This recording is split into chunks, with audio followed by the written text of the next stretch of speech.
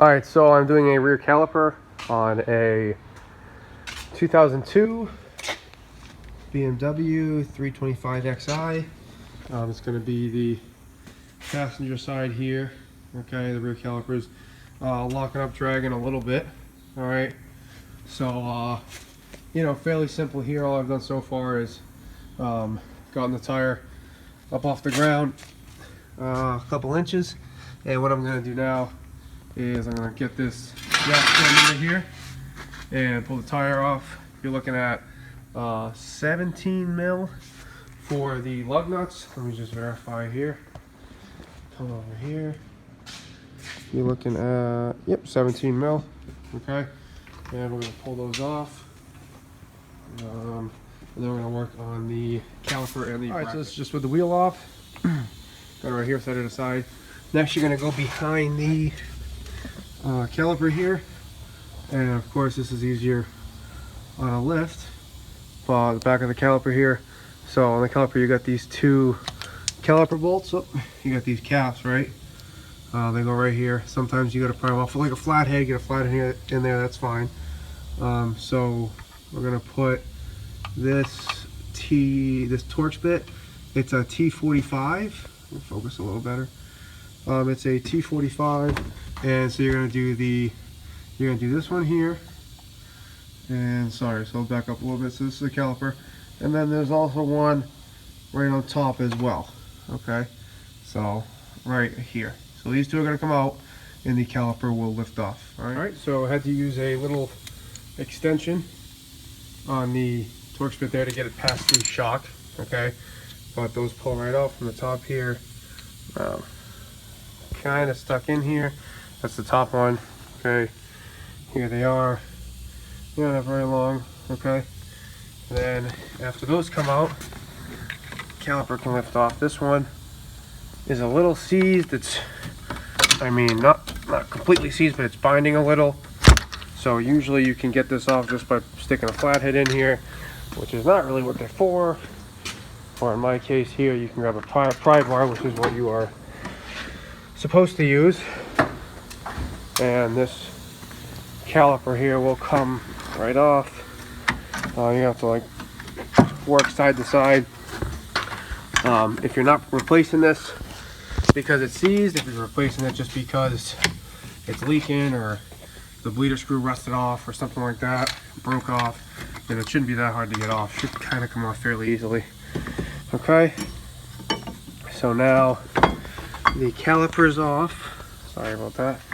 Let me put this back here. So what you're gonna do here, you got this wire coming in, that's the brake pad wear indicator. You're gonna pull that out. It just pulls right out. Okay, it's hard to focus on that side, towards the pad. Okay, you're gonna put that aside, and then the only thing holding it here will be the brake line. So speaking of the brake line, you'll grab a 14. These brake lines are a little tricky. So what we'll do, right, hold that like that, is you'll grab a 14, and the easiest way to do this, right, is to get a 14 on here like that and just kind of break it loose or hold it. I already broke it loose before I started the video, and then just turn the caliper off of it. Okay, and it's actually turning right now. It's hard to tell because I only got two hands here.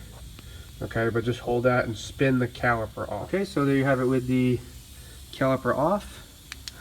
Okay, and it just, I mean, these are definitely odd. There's usually a bolt or something with two brass or copper washers that hold the brake line to the caliper, but that literally just screws right in. Okay, I capped it here, but this is just threads with a flared fitting at the end there. It's all flared, and that's how it seals. Okay, so here's one of the brake pads. Okay, so we got 2 pins, the brake pads. We got a brake pad here. Okay, so don't forget this one here will be the one on the inside. Okay, the one that kind of sticks out like that. goes into the piston, goes in here. Okay, so it only fits one way. And now I'll work on the bracket. The bracket is, I believe, what do we say, 13 or, 16 mil. Okay, and we're looking at, it's hard to see here, but there's one right here.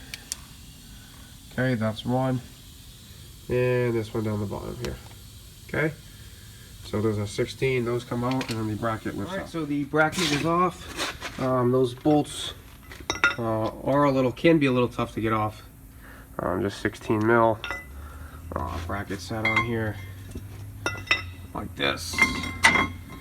Okay, and it just comes right off. All right, so here we have the old bracket, old caliper, and what this was doing was it was seizing. It was seizing before I took this out to replace it. I'm gonna grab the other one. I had compressed this in with a C-clamp, lubricated it, sprayed it with oil, thinking maybe it would help, but of course it didn't. Usually when these things seize, it's internal. It's the piston internally seizing up, getting rusty from moisture, bad brake fluid or whatever. So as soon as I applied the brakes, it came out and it stayed out. It wouldn't retract back in. So the caliper was dragging a little bit. Rotors are still good. So I'm gonna go get the new caliper, and then you just gotta throw it in the reverse order. I do recommend when you're putting it in that you got the brake line out here, you are gonna spin the caliper back on with it out. And of course there's better ways to do this. If you follow this line all the way here, you can see somebody was already in here with a zip tie. You can take the line off here. Okay, problem is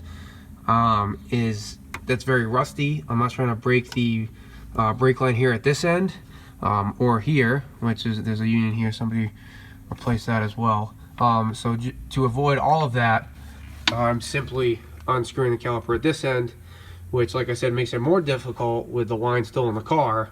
Trying to wrestle with this thing, lining it up and spinning it on.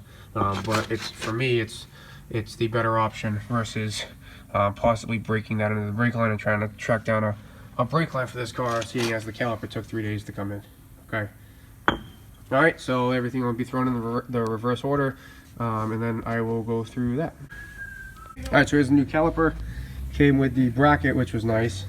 So took the bracket off to spin just the caliper on here. So I got the line tight, threw the bracket back in, so I got this pad in, and it just sneaks behind the bracket here where my pinky is on both sides, so that's in. All right, so now I'm gonna put the, sorry for this, let's put the other pad in quick, and this should slip right in. Yep. So there we go. So the piston should be all the way seated, and these are brand new brake pads. Apologize for this. So it should, yep. And then all you're gonna do is you're gonna slip it right on here, okay? And yep, it's like this, okay? So, and then you're gonna go back here, and you're gonna line up these holes with the holes in the bracket again, okay? So these two bolts are gonna go back. All right, so I got the brake wear sensor hooked back up. Just goes right in that slot there.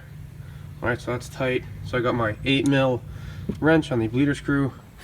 So for this car, I have this vacuum bleeder, which I'm going to use to get the air out of the caliper, because I know the only air in the system is in this caliper. I don't have to worry about the lines or the other side or anything. It's just this side.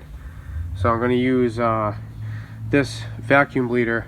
And another reason is because a lot of these brake lines aren't in the best shape. And when you bleed brakes, you can put a lot of pressure on those brake lines.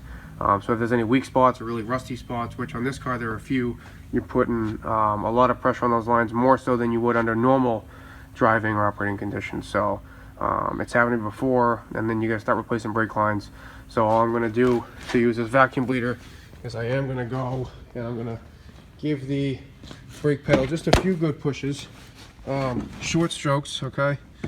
So we'll just go half strokes just to kind of move the air all the way to the top of that piston in that brake caliper, okay? Nothing too much.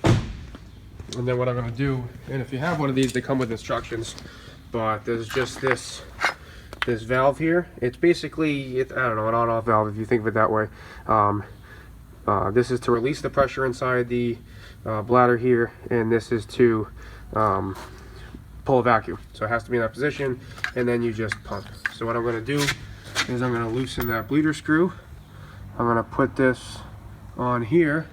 I'm going to pump, and it's going to all fall into this little canister here. And it should only take a few pumps for all the air to come out. Once the air bubbles, once you don't see any more air bubbles in this tube, once you pull just fluid for several pumps, all the air should be out of the caliper. Alright, so the bleeding's done. No more air coming out of the bleeder screw. Caliper's firm when you press the pedal. So that's all there is to it.